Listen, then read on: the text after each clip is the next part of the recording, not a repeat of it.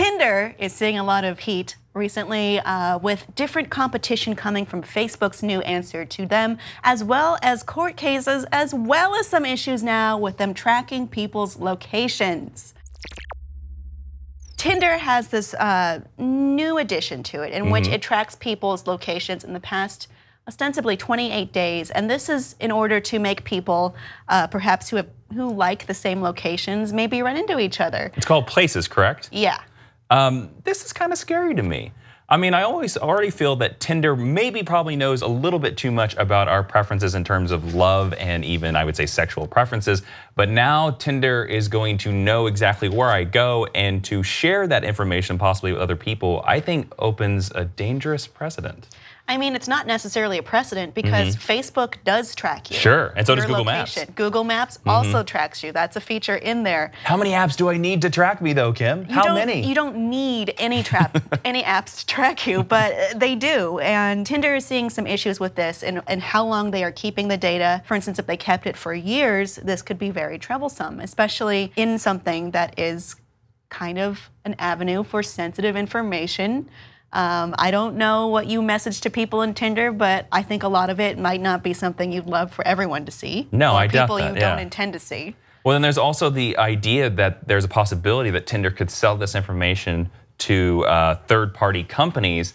And if they can sell this information to third-party companies, exactly like our private and intimate conversations, could be the same thing. I mean, I think I know why they're doing this, which is because Facebook is massive.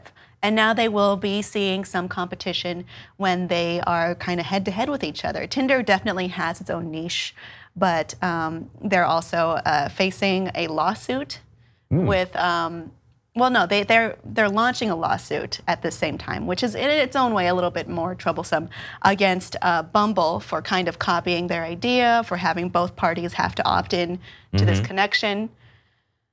I don't know how that's going to go, but it does seem like they have a lot going on for them right now, including a new terms agreement that says if you want out, you have to email them, and you have 28 days, or 30 in this case, to be subject to this arbitration agreement on a retroactive basis. You must opt out of the agreement within the next 30 days. So I said 28 because the time is ticking down in real time. You will have to opt out in this way. It's a little, I mean, you look at kind of matching up with people as being this fun thing. I've used Tinder before. I'm in a relationship now. I'm not on there. If you see me on there, it's not me. But it's supposed to be like, oh, maybe I'll find someone and it'll be, hopefully, I mean, I'll come off as lighthearted, but I really need someone to date right now, and you know, and it's a little bit worrisome to think that all these different things are floating around. Yeah, it is, and it's especially a thing of, you know, we look at lots of user agreements that we don't read every single detail of. And, you know, some of these apps we're trusting with parts of our lives, precious parts of our lives that we're hoping don't get out into the bigger world.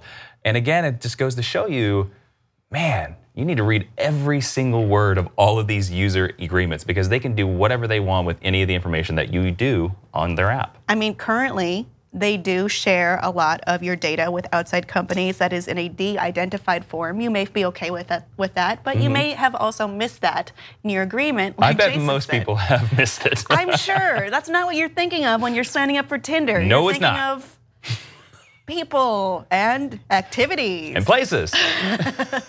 Audience, have you used Tinder and do you regret it or are you into it? Please let us know your thoughts on Facebook and Twitter.